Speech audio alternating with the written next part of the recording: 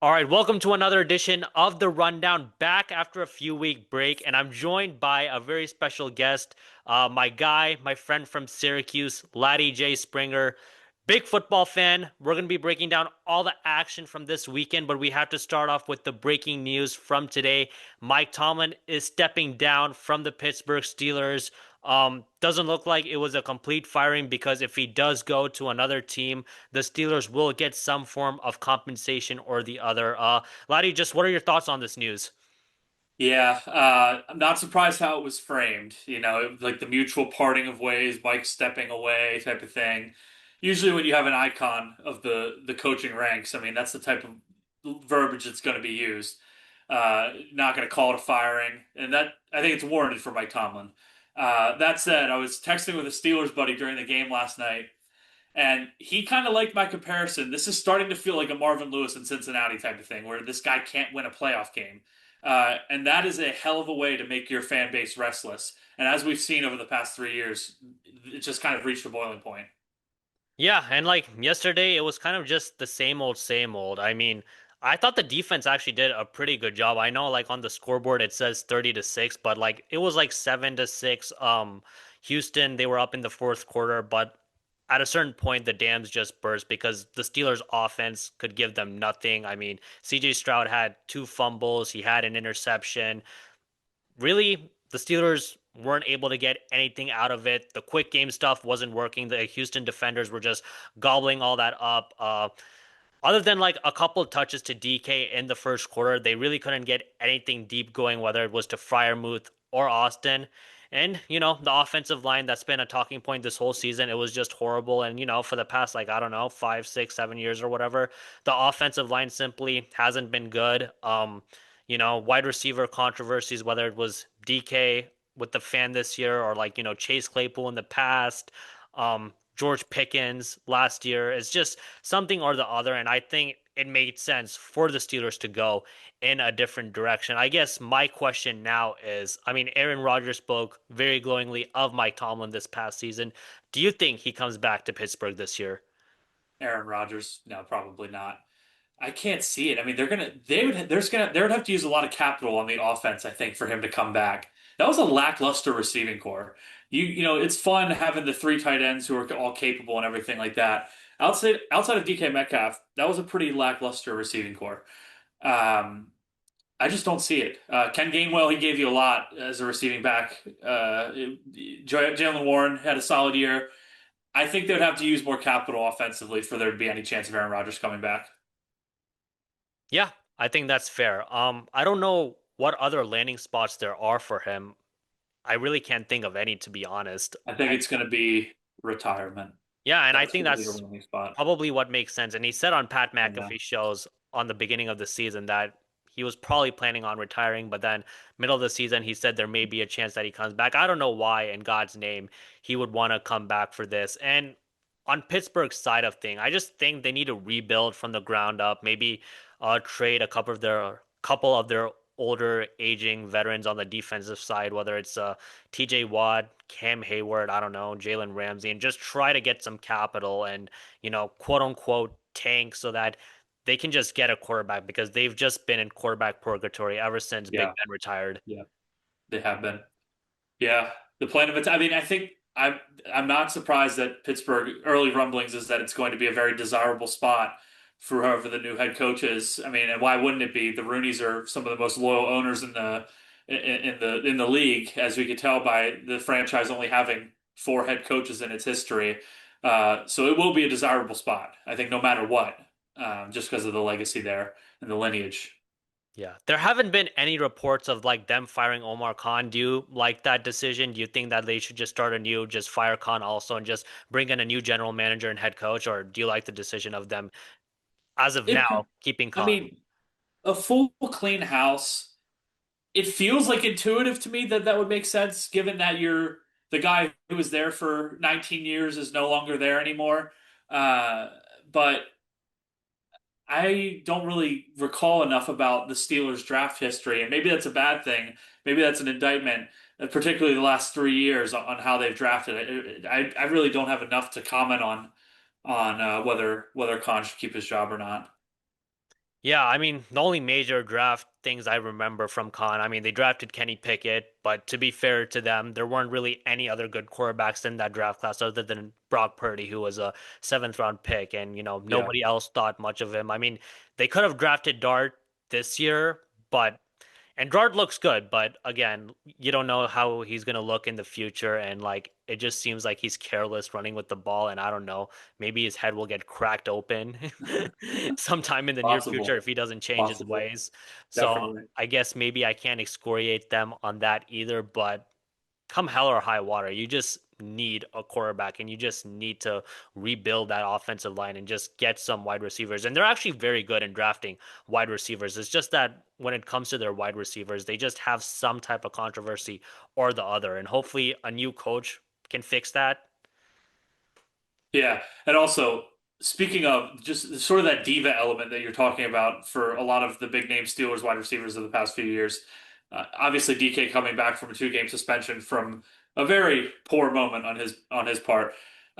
His game last night was not up to snuff for it being a playoff game.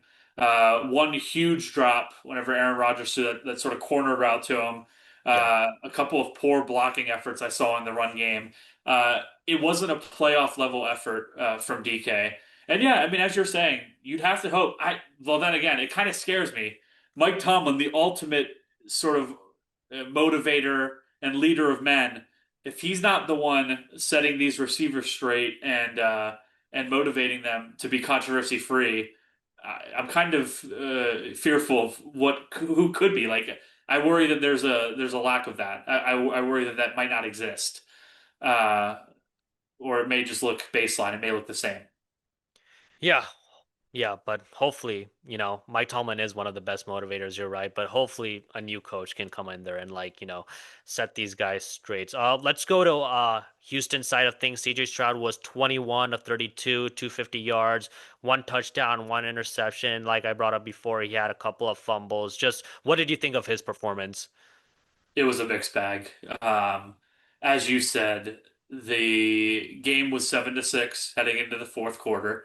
By NFL terms, that is a coin flip. So up until that point, what did he have? I think he had 3 turnovers all prior to the fourth quarter, unless he threw that interception in the fourth quarter, which he may have.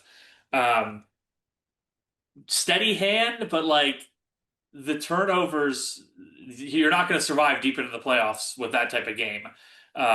So I would just say mixed bag if I had to say 2 words on CJ Stroud. Yeah, I agree with you. Mixed bag for sure. He also missed like a couple of throws also, and he just Yeah, did not seem as sharp. Nico Collins went out in the game.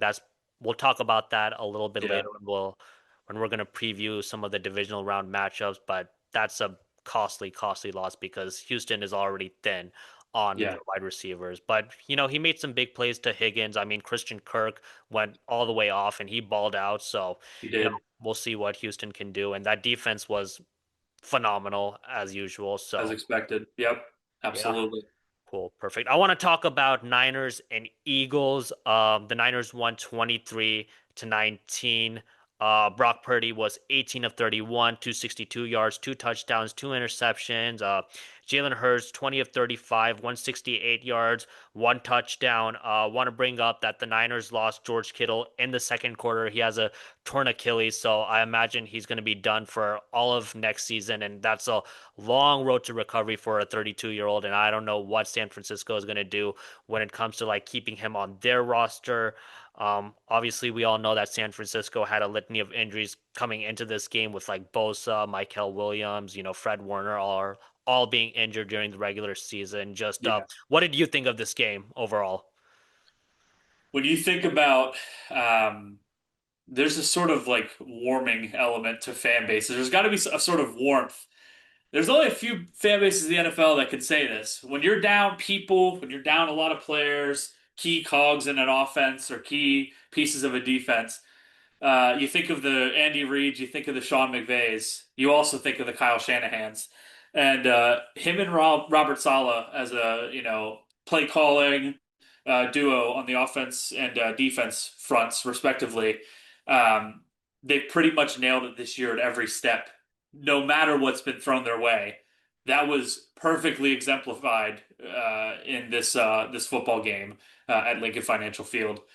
Um, yeah, I was kind of stunned that that game went the way that it did because especially after Kittle went down.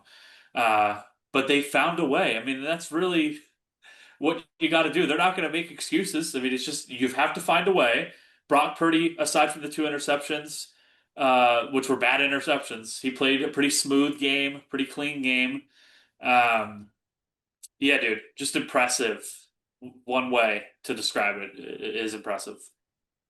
Yeah, I echo all those sentiments. I mean, the 49ers kind of had an easy schedule this year, so that kind of helped them in regards to be able to win games. Yeah. But still, just to lose all those players on the defensive side of the ball and just Robert Saleh being able to work some magic despite the 49ers not being able to have a pass rush and still get key critical stops is nothing Yeah. less than amazing. And Ricky Pearsall has been in and out of the lineup. Yep. George Kittle also has been in and out of the lineup. Christian McCaffrey has had a good year, but not like a great, amazing year. Yeah. But despite that, their offense is still able to put up points. And we all know that, like, when Mac Jones was in there for 8 games, they still had a winning record. And just in this game, them being able to do what they were able to do and like Brock Purdy making Demarcus Robinson look like he was an all-pro wide receiver, making a big play to Jawan Jennings. I mean, Yeah. it's just a testament to that organization. And, it's just plug and play. And, Kyle Shanahan, he has his own offensive system. He has his own philosophy. And, if you just buy in, he can make things happen. And I think he really like switched it around this year from last year, where last year they also had some injuries and like because of that, that derailed their season. But like, I think he made like a concerted effort where like even if the Niners do have injuries, they're still able to function. And them getting Mac Jones obviously was a big, big deal. Eagles on the other side, just awful. I mean, they had two touchdowns in the first half, which is pretty good, but just a consistent theme this year where like their offense just falls off in the second half. They were only able to muster like two field goals in the second half. And I mean, I don't understand how like, the Eagles were very healthy. They had AJ Brown, they had Devontae Smith, they had Dallas Goedert, although AJ Brown had like a couple of drops and I don't know, those were just Bad. like very, Bad. very, very bad drops. Um, Yeah, go ahead. One thing I want to comment real quick, the 49ers, you and I talking about this sort of just win by any means necessary. Another sort of element of that was that beautiful trick play, Jawan Jennings throwing the touchdown to Christian McCaffrey. That's literally like we're going to pull out all the stops. We're going to try every damn thing we can to win this game. And when it's executed seamlessly, you're going to have a chance in the NFL against anybody. Every player is too good enough. So, yeah, man, that was wild. Uh, the Eagles, the Eagles, the Eagles. Wow. Um, would this really have went any other way than what it has the entire season? As you said, it was perfectly emblematic of how their season has gone from the offensive standpoint. Defense absolutely played well enough to win. They've done it every damn game this year. Yep. Uh, but it just there was something deeply rooted and deeply wrong about how this offense was functioning. And I don't think it can all fall on number one shoulders. I don't think that whatsoever. Um, Now, as you know, as a Dallas fan, I was devastated to see Kevin Patullo fired today. I think he should have kept his job. Why not? He did an amazing job, right? No, it was a disaster. But yeah, man. Happy to see those guys out of there. Surprised at how the game played out, though. Genuinely. Yeah, I didn't think San Francisco would be able to muster enough points to beat Philly. Like, I thought Philly's offense would fall off in the second half because that's just what they've done all season. But just They for San did. Francisco Yeah, to they did.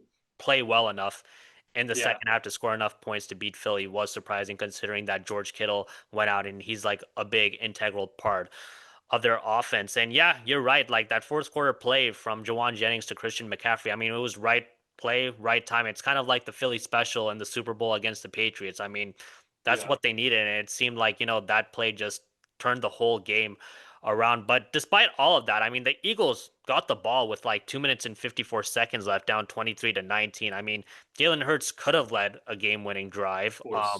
Of course. Got it to the 21-yard line, fourth and 11. Hurst throws it in traffic to Goddard, I believe, and the ball just gets batted down. And yeah, just totally outcoached. I mean, that's why Kevin Patullo got fired today. I mean, I guess my question is, I mean, I'm not really that big of a Nick Sirianni fan. I know he won the Super Bowl last year, and it's a little bit crazy to fire a coach after he's like 2 seasons removed from winning a Super Bowl. But I don't know. I just feel like he's just a Howie Roseman product of like, Howie drafting the players and like Yeah, getting all world talent, and he's just the beneficiary of that because it really just seems like unless he has like a really good offensive coordinator and defensive coordinator, he's just massively screwed. And like for him being an offensive guy, I mean, it just doesn't seem like he has that much of a say in the offense yeah. in terms of like developing his own system and philosophy. I don't know what his system and philosophy is. You know what it is with Shanahan, Sean McVay, Sean Payton, Agreed. Andy Reid. Yeah, with him, I have no idea. Yeah. Totally agree. And the basis for whatever I'm about to say, the next number of sentences I'm going to say, the basis is not strictly me being an Eagles hater. It seems like the fan base is trending this way as well, where Nick Sirianni is being viewed more as a lame duck head coach in the sense that his niche, whether it be offense or defense, him being an offensive guy, is not readily apparent whatsoever, and his fingerprints are not on the football team whatsoever. It seems like the success the two years, sorry, 2 out of the last 4 years, whenever they've had success, it's been because of unique and talented offensive coordinators. Yeah, for sure. And I know you said that the blame doesn't square solely, excuse me, on number one's shoulders. But I mean, I don't know. Somebody brought this up. I can't remember who, but like, there's been talk about like Kevin Patullo, like he basically runs kind of like in high school level offense, and like somebody brought up the fact that, Yeah, you know, who knows if he's a good offensive coordinator or not, but like I presume like he doesn't want to run a high school level offense, but they just don't trust Jalen Hurts to like, run a more sophisticated offense. I mean, LaShawn McCoy, who played for the Eagles, brought up like, there are people saying that like, they don't trust like, Hurts to like manage like a sophisticated offense with like motions and formations and all that good stuff. And like even Tom Brady brought it up in the broadcast, like how Jalen Hurts had a clean pocket, but he would just move out of it. I think a lot of that has to do with like him being a little bit on the shorter side and him needing to move out of the pocket. But like, you know, yeah. how limited are they with Jalen Hurts as their quarterback? And I know that's crazy to say because they legit won a Super Bowl with him and they went to another Super Bowl with him where like, they could have won it and he played extremely well in that one. I've said this to you. I've said this to a number of Eagles buddies, and I've laid it out this exact same way. I'm not as high on Jalen Hurts as his biggest fans, nor am I as low on Jalen Hurts as his biggest haters. Um, where I will defend Jalen Hurts. It doesn't the the deviation, the level of deviation from year to year, it doesn't make sense. It like the offensive core is the same. The offensive talent pool is essentially the same the last 4 years. Save for Jason Kelsey retiring and then Lane Johnson being out for a number of games this year or whatever. That's why it doesn't. It feels like it can't strictly fall on his shoulders. It doesn't make any sense, right? Like, um, you don't have these deviations uh, as vast as they are from year to year without it being somewhat shouldered by the coaching staff. That said, Jalen Hurts has he's one thing he's definitely lost. He's lost his athleticism. His athleticism has taken a notice. It's noticeably shrunk. Okay. Um, Now whether that is harming the ability of whichever coordinator gets plugged in there to be creative with him. For example, that year that they went to the Chiefs, or sorry, they went to the Super Bowl and lost to the Chiefs, the Shane Steichen offense, that was an incredible offense. So unique, misdirections, a lot of read option, RPO based offense, just really, really, messing with the defender's head on every snap, right? Um, it feels like that version of Jalen Hurts physically is no longer present just because his athleticism it's diminished. I mean, I think it's noticeable. It's marked. Um, so I don't know. I think the jury might still be out on Jalen Hurts. I really do believe that, and it gives me no pleasure to say that. I would like to hate the hell out of him, but I can't. I think he's a solid quarterback. Yeah, that's fair. And like you brought up with the coaching thing, I mean, the man's had like 10 offensive coordinators or whatever since like Yeah, he left yeah, Oklahoma or whatever. And I mean, yep. it's pretty hard to have a level of consistency in that regard. And Peyton Manning brings this up all the time. Like, it's just annoying for a quarterback to just learn a completely new, different language, like I would year to imagine. year. And you just need to have like some level of consistency. And unfortunately, he just doesn't have that because either A, like his offensive coordinators are really good and they get head coaching jobs, or B, they stink and you got to fire them and then hire a new one. So, Yeah. yeah, uh, that blows. And you are right about the athleticism thing. I mean, he's not a guy where like he's a drop back dude and you expect him to just be in the pocket and just like throw the ball. That's what Russell Wilson wanted to be. And like Russell Yeah. Wilson is not that guy. Russell Wilson needs to use his legs and show his athleticism to be the superstar he was. And if Jalen Hurts is not going to use his legs, I mean, I do think that's really limiting. His ceiling will lower. You're not wrong about that. It's probably not going to come back. I want to say, obviously, it's going to be a fascinating offseason in Philly. See what happens with Nick Sirianni. See who they hire to run the offense. If they lose AJ Brown, it might not matter who they have run the offense. I don't think they're ever going to get back to that ceiling unless they can plug another number one receiver in quickly. They will not get back to the ceiling that they had Shane Steichen, Kellen Moore era of Eagles offense. Just don't see it. Yeah, I mean, it's gonna be like a big ass cap hit if they do decide to trade AJ Brown, but like, I just don't see how he can come back. I mean, he's been like, complaining all season. Like Yeah, him and Sirianni had that blow up, and I mean, it Sirianni does said not that it seem wasn't that big a it does deal, not but it does not seem like he likes Nick Sirianni. I think that's like expressly noted at this point.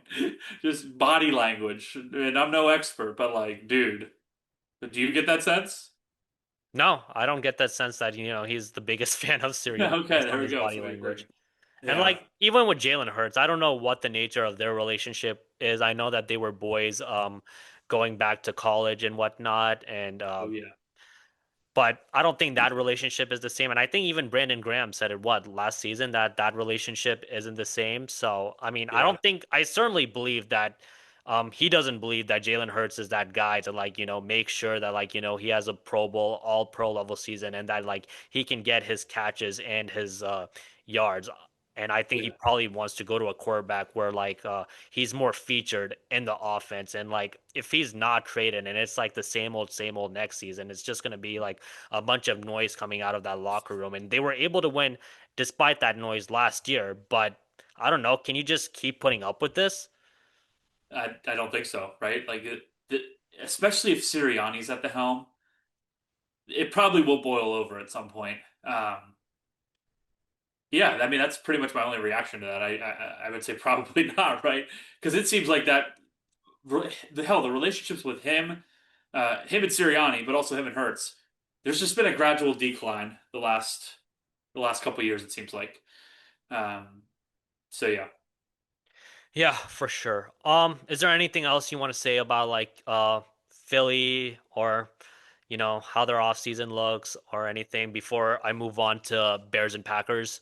let's go to Bears and Packers, baby. What a game! All right, What a yeah, I football know. game. Comeback for the ages. Bears win 31-27, their first playoff win in like 15 years or whatever. Jordan Love, 24 of 46, 323 yards, four touchdowns, zero interceptions. Caleb Williams, 24 of 48, 361 yards, two touchdowns, two interceptions. Just what were your thoughts about the Bears and Packers? This is what the Bears have done all year. Was this probably their greatest act yet? Yeah, because it was a wild card playoff game. They really looked poor on offense the first two and a half quarters. Um, I'm just so, I mean, Ben Johnson and Caleb Williams, I think that is a match made in heaven. I really do. Could talk about Caleb Williams' completion percentage and stuff like that. All I have as evidence is look at that 4th and 8 throw in the fourth quarter. I've thought that Caleb Williams has had the sauce since USC. He kind of got terrorized in his rookie year by having Matt Eberflus as his head coach. And I can't remember who was running the offense last year in Chicago. Okay, that tells you Shane what was Waldron. going on in Chicago last year. Okay, I'm glad that he has a hell of a play caller now. It seems like the players absolutely love Ben Johnson. I mean, you just see how they react to him in post game pressers and stuff like that. Um, this was the Bears' greatest act yet. The greatest comeback, Houdini escape with a win act in a season that's been full of them for that team. Yeah, you're right. And I mean, I know they've like came back from these large deficits all throughout the season, but like that first half was awful. I mean, Bad. they went for it on like 4th and 6 at Green Bay's 40. Caleb throws a pick, and then like I think in the second quarter they go for it on like 4th and 5 or whatever on their own 32-yard line. And I'm like, damn, bro, is there really a need to go for it at that point in the game? And I mean, it just showed like Ben Johnson didn't trust his defense whatsoever, which is why he was willing to just take these risks. And I'm just thinking, damn, if you're that desperate in the first half, I mean, how are you going to be able to just beat this team in the second half? And like, they Yeah. were down 21-3, and I'm thinking, okay, like, Green Bay scored on their first three drives, and I'm thinking, okay, just like a couple more touchdowns in the second half, and I can turn this game off. But that's just not what happened. And Green Bay kind of went Philly in the second half, where their offense just completely fell apart. And I don't know, Chicago started to turn around. I mean, Chicago always wants to establish the run because that's what Ben Johnson likes to do. But I think like in the second half and like even maybe in the second quarter, he realized like we're not going to be able to just like,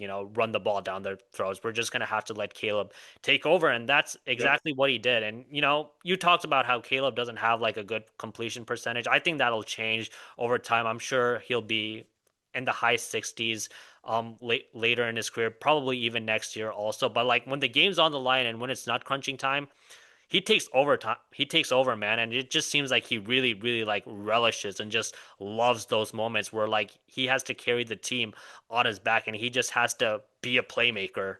Yeah. It's totally what I'm thinking. That fourth and eighth throw is the one that sticks. You're gonna have to play that in the edit. That throw was Right. unbelievable. That was just that was elite quarterback play. And that shows you the flashes that people have been talking about with Caleb Williams since last season. As I said, didn't feel like he got a fair shake of it. Things have changed dramatically this year for both the Bears and I think for Caleb Williams as well. I'm excited to see what the next chapter holds for this game for this team. Yeah, yeah, me too. And just Green Bay side of thing, just what did you view of just like the second hand collapse and everything? I mean, it's kind of wild. This is coming from a guy who is a fan of a team that Green Bay has completely enveloped and dominated over the past decade plus. Okay, I will show respect to the Packers. The Packers are an unbelievable football organization. Okay, uh, this has been a trend the last few years, right? Packers have won playoff games, but damn, those losses, those eliminating games, they have been there. There's been some ugly moments. Okay, I don't. I don't understand how it happened. I mean, the Bears defense, nobody's going to confuse them with some kind of top five total defense team. This year's rendition in particular, they give up a hell of a lot of yards. Um, they get a lot of takeaways to sort of offset that. I don't understand how Green Bay uh, gets stuck in the second half where they got stuck at. Did they end the game with 21 points? Or was it It was 31-27. 27. 27. Okay, so they got two field goals, right? No, no, Those no, were no. They those. got the touchdown and the kicker missed the extra point. Right. Okay. Brandon McManus, speaking of, oh my, what a messy game for him. Um, yeah. But there were moments where Green Bay could have completely, controlled the game, dominated the game. I think as you mentioned, I don't understand it. I'm not on this Matt LaFleur, come for Matt LaFleur's head train yet, but some things are sort of unexplainable. I'm imagining with the fan base, it'll probably reach a boiling point as well if it keeps happening, right? So something's got to change in Green Bay. Um, we'll see. I don't know. Yeah, I don't know yeah, what that looks like. for sure. And on Green Bay side of thing, we talked about it briefly. I'd be remiss to not bring up like Brandon McManus. Like he missed a 55-yarder at the end of the first half, missed a 44 yarder, and then he obviously missed the extra point. So he cost Green Bay 7 points. I mean, it was windy, so I don't know how much I can excoriate him for like missing the 55 yarder and the 44 yarder, but him missing the extra point completely screwed him over because, like, the Packers had the ball last and like they had to go for the touchdown because Yeah, they were down yeah. four. And like, if he didn't miss the extra point, the Packers could have just settled for a field goal. And they did get in field goal range. And, you take your chances in overtime. I mean, you kind of have to rely like on the coin toss or whatever. But I mean, that's still better than like, just having to rely on getting a touchdown. And yeah, yeah, that Just evidence of how thin the margins are in the NFL. I mean, you can I mean, the mental math is super easy. I mean, 7 points left on the board by Brandon McManus. Hell, you add one extra point, and then all of a sudden you're going for a field goal instead of a touchdown on the last drive of the game. As you just mentioned, that changes the entire calculus on that one. So, yeah, man. Even though the Green Bay got slowed down in the second half, and I know Dennis Allen changed some things up in the second half, some clear adjustments, sort of on the pressure front. Um, Green Bay probably still had a shot at that game, even though they slowed down if the kicker does his job in admittedly tough conditions. All right, guys. Sorry for the jump cut. The Zoom's 40-minute time limit ran out. Excuse me. Probably should pay for that, but too cheap to do it. So we just started a new Zoom thing. I was responding to Laddie's thing about Matt LaFleur, and I just brought up the fact that, I'm not at his head in terms of just firing him, but I do feel like the offense has let them down in the playoffs to a certain degree. Whether it was against Tampa Bay when Tom Brady threw three interceptions, against San Francisco where like Raheem Mostert and their running backs just ran the ball down their defense throat, and Jimmy G only threw like 8 passes, or like Aaron Rodgers' last playoff game, where their defense was good, but their special teams was awful, and their offense just didn't generate enough points to beat San Francisco at that time, and then obviously this time around. So they've obviously made a lot of investments. They have like a good trio of wide receivers. They obviously went in on the Micah Parsons trade, and I feel sooner rather than later he's gonna have to like show something in terms of at least making it to the Super Bowl, considering like how much they've invested in that roster. Yeah, I am inclined to say that I don't see it happening. Um, Green Bay's defense was incredible with Micah Parsons. Uh, but what I'm seeing over the last 5 to 7 years in the Matt LaFleur era, part of it with Aaron Rodgers, part of it with Jordan Love, there might be a ceiling for that team. Um, but you're right. I mean, based on the amount of capital that they put into a trade like Micah Parsons and what was absolutely meant to be a win now move. Obviously, luck didn't turn out that way. Obviously, a horribly unlucky injury by Micah Parsons. Um, you're right. I mean, the goal, and based on the lineage and the history of that organization, championships are what they expect. If they keep having heartbreaking playoff defeats like this, again, their sort of expectation and viewpoint of Matt LaFleur might take a decidedly negative turn at some point soon. Yeah, for sure. And this season was just also weird. They just had some weird losses. We all know about the one in like Chicago where like Malik Willis started for Jordan Love because he had a concussion thing, and they like blew like a 10-point lead in what, like 2, 3 minutes. And like Chicago Cleveland, was, yeah, Cleveland. I was gonna bring that one up. They also yep, had like a 10-point lead, and like who was starting at that point? Joe Flacco. Although Joe Flacco looked pretty good in Cincinnati, but still, like, I mean, you should be able to beat that team. So yeah, yeah, and they also went on like a 3-4 game losing skid towards the end of the regular season. And I don't know, it just seemed very, very off this year. And I know that they lost Tucker Kraft, and I know that they lost Micah Parsons, but I still don't feel like that's quite an excuse in like, not being able to advance in the playoffs and not being able to beat Chicago when you had an 18-point lead, when you saw what San Francisco did against Philadelphia with all their litany of injuries they have. yeah. It's hard to blow an 18-point lead in the NFL.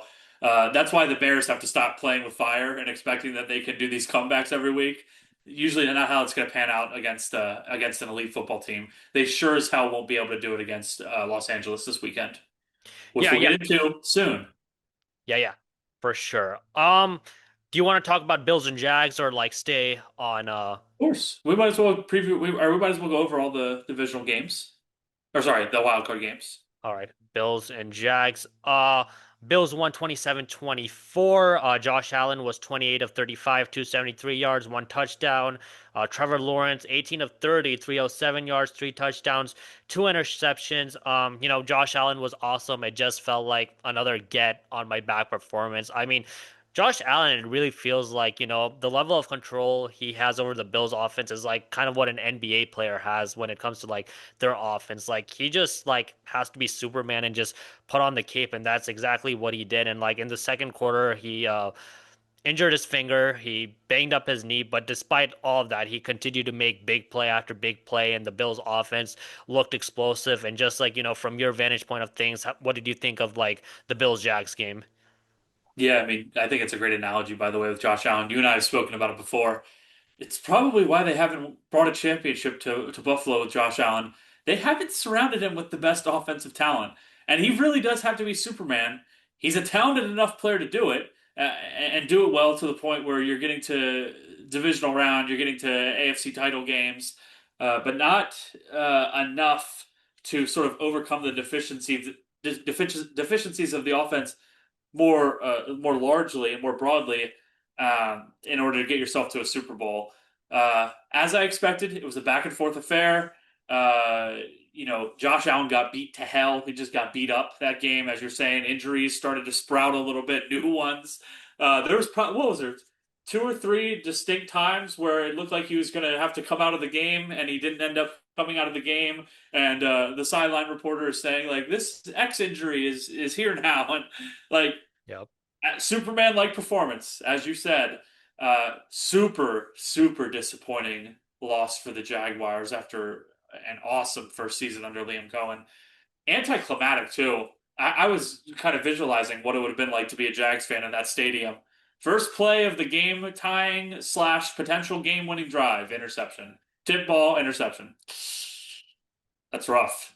Trevor Lawrence won a lot of big games at Clemson.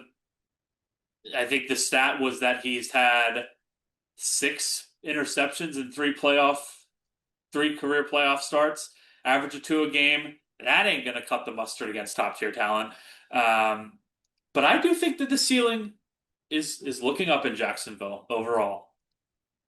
Yeah, I think so also. And in December, I think he only had like one interception where like starting off, he was just turning over the ball like it was nothing. So like, if he can just be a low turnover player and like, not be as careless with the football, I think things can look up like, with their offense like it did towards the end of the regular season. And like, they can be like real contenders in the AFC because like with Trevor Lawrence, you just see it, man. You see the talent. He's 6'6", he has like some level of athleticism, excuse me.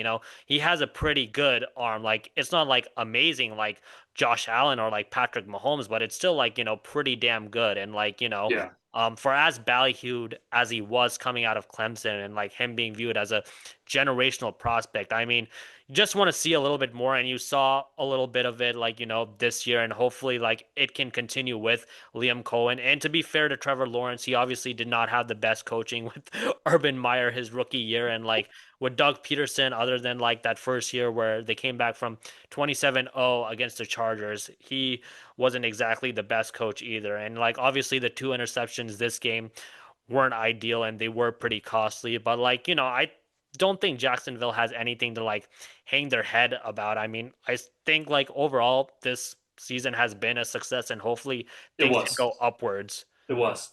And you have to trust that division will be for the taking. Indianapolis likely in a state of limbo with Daniel Jones's Achilles uncertainty. Um, Shane Steichen obviously is a good coach, good coordinator, but still, Titans you probably can't expect. Although I love the hell out of Cam Ward, you probably can't expect Ben Johnson, Caleb Williams type turnaround from year one to year two for Cam Ward just yet. Need to spend a little bit more capital on offense. Um, and the Texans, I mean, that'll be their biggest competition more than likely in the South. So there's no reason why they won't be able to repeat this next year and hopefully win a playoff game next year in Jacksonville. Yeah, I agree. And Trevor Lawrence has shown that he's capable of winning a playoff game, Absolutely. so Yeah. hopefully he can do it with Liam Coen. I want to talk a little bit about the Bills wide receivers. I mean, they looked really good. I mean, Brandon Cooks has been a complete godsend to them. Seriously. Seriously. Underrated signing. He had like 100 yards against Philadelphia in week 16, just jumps off the page. And then all of a sudden he's catching a bunch of balls in the wild card round too. You're right. Yeah, and we'll talk about this a little bit later, but hopefully, they'll be able to like, get some type of separation against who are they facing? Oh yeah, Denver Broncos. Denver Broncos. Yeah, against that crazy defense. Yeah, I think we can move on to the Rams and the Panthers. The Yep. Rams won 34-31. Matthew Stafford, 24 of 42, 304 yards, three touchdowns, one interception. Bryce Young, 21 of 42, 64 yards, one touchdown, one interception. I got to say, very impressed with Carolina when the Rams went up 17-7. I really thought that it was over. Bryce Young had an interception in the first half.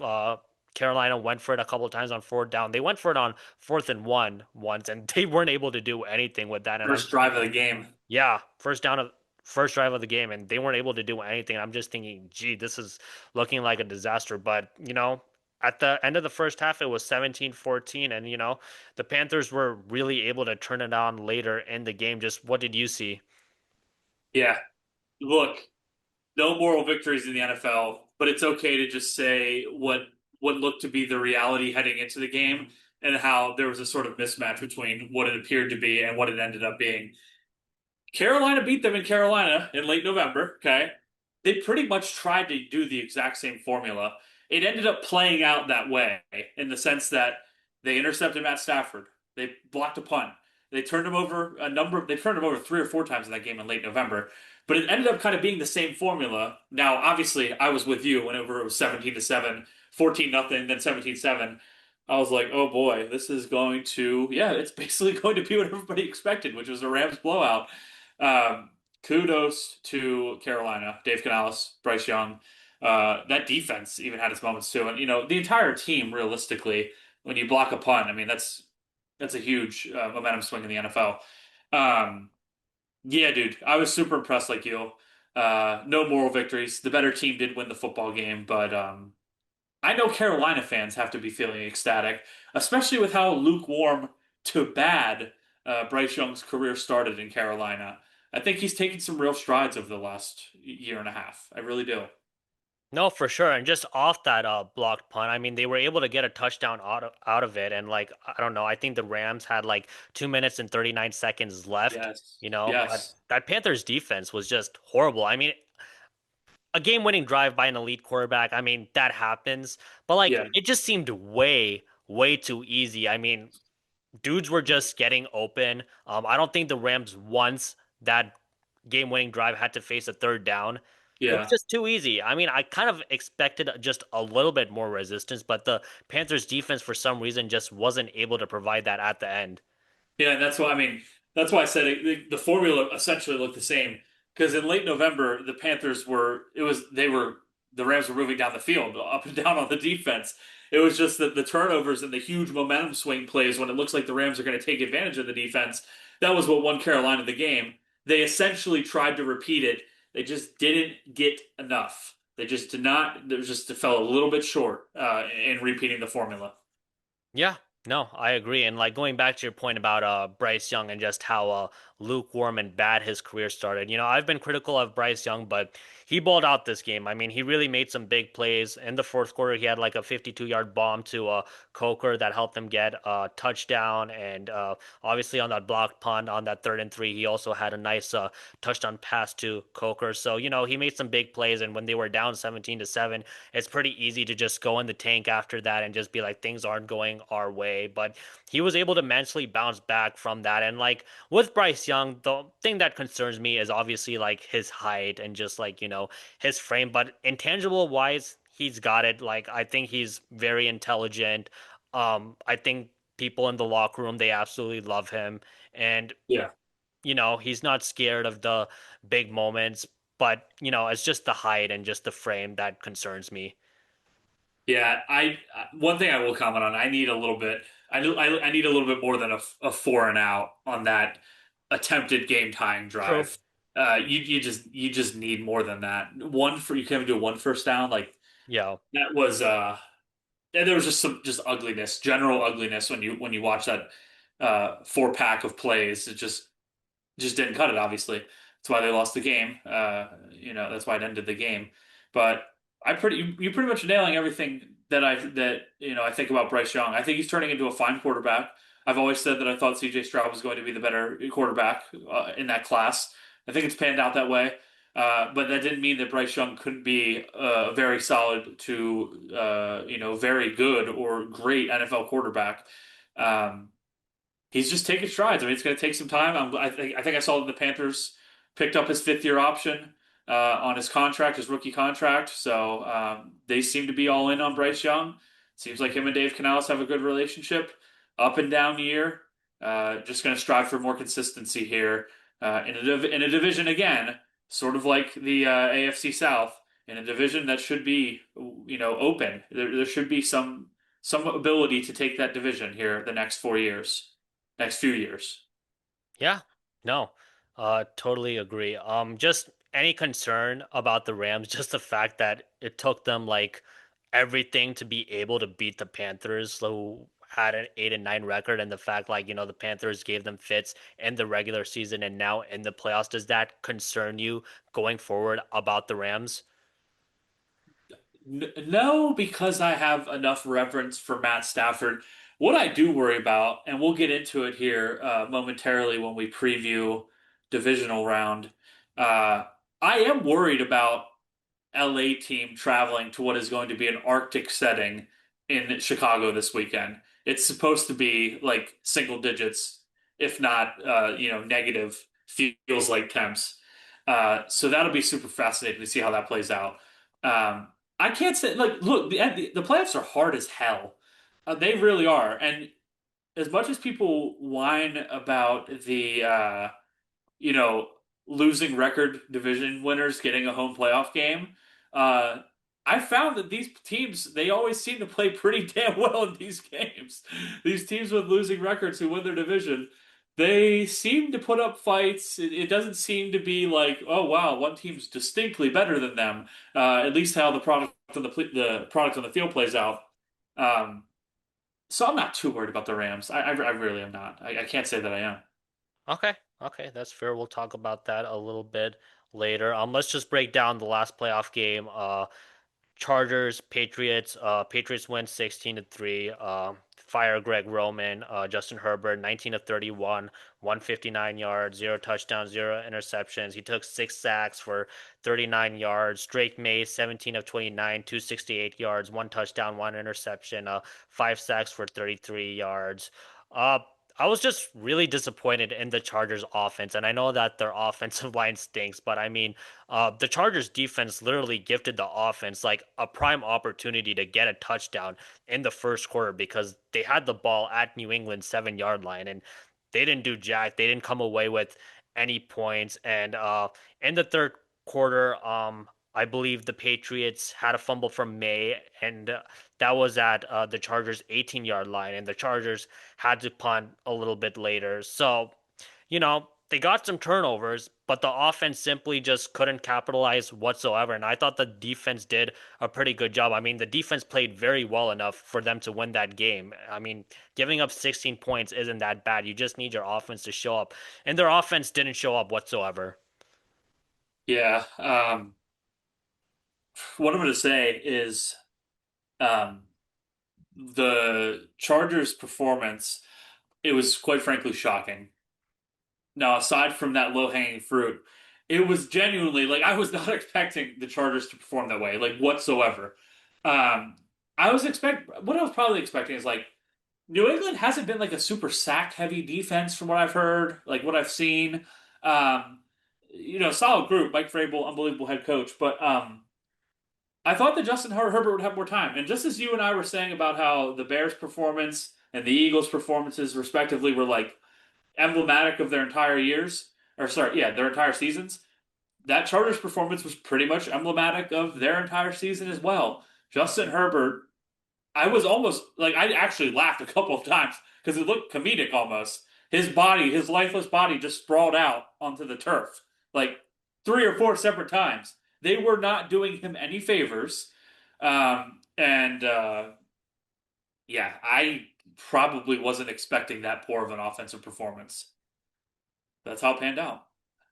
Yeah, I mean, just like in this game, they had their opportunities to make things happen and they just weren't able to make things happen. And like a lot of the talk is going to be about Justin Herbert and just like his struggles in the playoffs. And I've criticized him for his struggles in the playoffs. I mean, the blowing the 27-0 lead to Jacksonville was bad. The four interceptions last year was bad, although I think like a couple of those interceptions came off his receiver's hands. But like, I just think he's got to be better in the playoffs. I mean, just that interception in the first quarter that the Chargers defense gave the Chargers offense. Like you got to find some way somehow to just score a touchdown Yeah, in that moment. And if he does get a touchdown, then like, that completely changes the whole complexion of the game.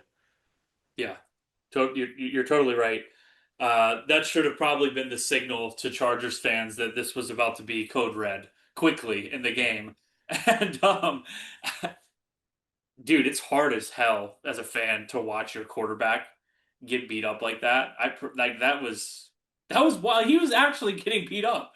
Like, bro, Yeah. you're seeing like as I said to you, three or four borderline comedic moments of just lifeless bodies sprawled out onto the turf.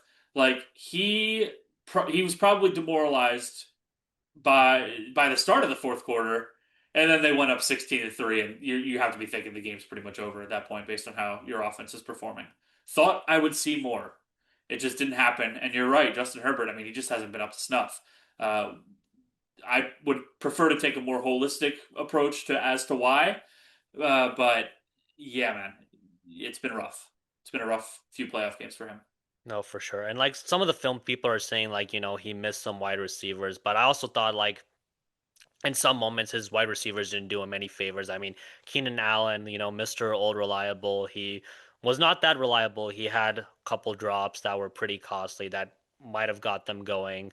Yeah, Ladd wasn't doing much either. And like with them firing Greg Roman, what I've heard is basically like, when it comes to like run game scheme, like he's on point. But when it comes to his pass concepts, it's a little bit, not as good. So subpar.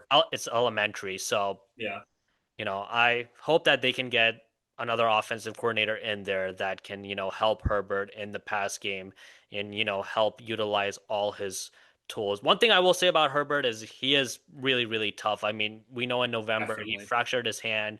He still came back and played. He took 54 sacks this year, second most behind Geno Smith and Cam Ward, who took 55 sacks. So I got to give him credit for that. It's just that in the playoffs, he just has to like, be able to be more clutch in those moments and just come up big.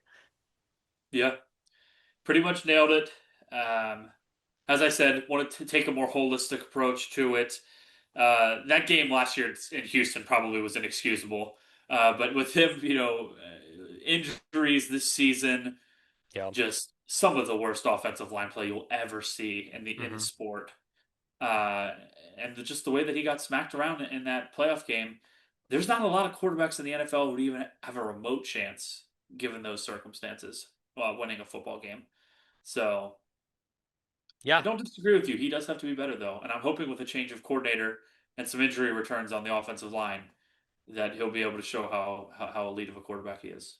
And they did fire their offensive line coach also. So Okay. there is also that. Hopefully that can help. But I mean, with Joe Hall and Rashawn Slater going out, I mean, it's pretty tough to bounce back from that. And hopefully, next year, the front office can prioritize getting a little bit more offensive line depth. I mean, losing both your tackles is hard, and it's not easy to find tackles in the NFL. But I mean, woof, it was rough. And It hopefully, was.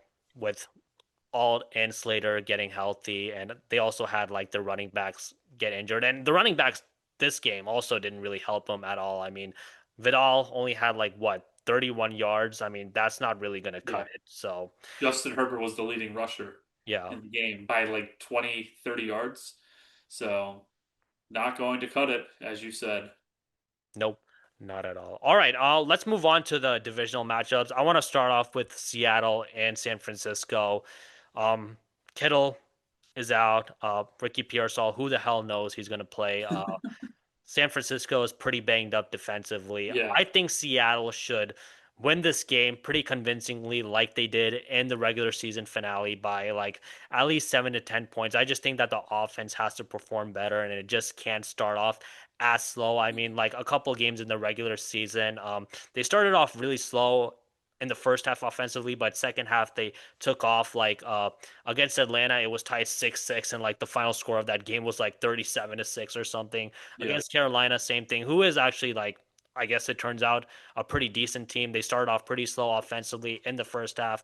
Second half, they started to pick it up a little bit. I mean, that may not come back to bite them against San Francisco, but considering how banged up they are defensively, I would like them to just start off fast offensively and in the second half just keep that same pace and hopefully win pretty convincingly. And I do think that they'll be able to do that. And I think Sam Darnold will be better passing the ball. And he made some big plays against San Francisco in that regular season finale, and he made some big throws.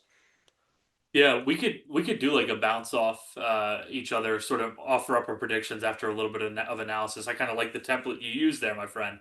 Um, if you're a fan of Seattle, yeah, you have to be thinking to yourself, we have a distinct advantage going into this game.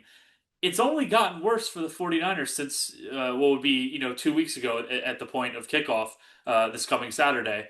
Um, yeah, I'm like, but there's a part of me still, just because of that performance that the 49ers offered up in Philadelphia against an elite defense. Um, there's a part of me that would be probably a little bit anxious as a Seattle fan too. These are the playoffs. You have a bad day, you might be going home. Um, I don't know, man. Close game. I'm gonna say close game. Let's go with something similar to the first week one, where the 49ers won, I think, 17-13. But Yeah. we'll go with like Seattle 20-13 or something like that. That's what I'll probably come down to the final drive or two. It'll come down to, and Seattle will pull it out because they do have a distinct advantage. I mean, I think that it's pretty obvious, just based on the attrition of both the 49ers offense and the 49ers defense. Yeah, I agree with that. I like that prediction, 20-13. And one thing I will say about Seattle, I mean, in the regular season finale, San Francisco wasn't able to do much offensively, and I was really impressed with Brock Purdy because he had to fight for every yard. But like, there was a possession in the fourth quarter where he was able to like march San Francisco down the field, and he could have cut the lead from like 13-10. But unfortunately, he throws it to Christian McCaffrey, ball goes off him. Seattle picks it off, and that Yep. practically ended the game. So, like you said, Seattle can't take San Francisco lightly by any means, even though they are banged up. I mean, at some point or the other, San Francisco is going to be able to put one, two nice drives together. So Seattle is going to have to do their thing offensively. But I do think overall they'll be able to figure it out. I think the run game will be pretty good because San Francisco's D line is pretty banged up. I think Kenneth Walker will be pretty good. I think Charbonnet will also look pretty good. So I think the 20-13 prediction is probably right, and I'll go with that also. And Diamador Lenore could not cover Jackson Smith and Jigba. There's probably no other, defensive back on that roster that right now that could even have a snowball's chance in hell. So again, when you just sort of list out who has the advantages at key positions and how things have played out in the two games that they played each other in the regular season, stark advantage, clear advantage to Seattle. All right, so we both have Seattle going to the NFC Championship game. Want to move to Chicago and LA? Absolutely. Alrighty, so Absolutely. like I'm really concerned about Ellie. I know you said you weren't, but I am because like that defensive line was not able to get after Bryce all that much, and like they only had like 2 sacks on Bryce, and like Caleb Williams is like a million times more athletic and more elusive than Bryce Young is, and like Caleb can like really, really move out of trouble. So Yeah. the Rams are really gonna have their hands full in that regard. Jared Verse hasn't like taken that next step like we all expected him to. Secondary has been a little bit suspect, even though that's Yeah. gotten better. Yep. And it's going to be really, really cold in Chicago, like you said. Special teams has kind of let them down a little bit. Like in the Panthers game, it didn't come back to bite them, but that blocked punt was obviously bad. And in Seattle, Rashid Shaheed having like a touchdown off a punt return, which is why they fired their special teams coach. I mean, I think that's going to come back to bite them. I mean, I'm not sure which direction to lead because if the Rams score, I believe, and Chicago falls behind, I don't know if Chicago is going to be able to come back from that because I just think that McVay and Stafford are going to keep it moving and they'll be able to Yeah. like score on a pretty consistent pace. So Yep. if Chicago falls behind, I think they're really screwed. But I think if Chicago can keep it nip and tuck, they have a pretty good shot of winning this game. And I'm gonna go with the upset. I mean, I don't know what the betting lines look like, but I'm gonna go with Chicago to win this game, man. I'm gonna I go like it. them winning 24-20. I like it a lot. Yeah, that's a great prediction.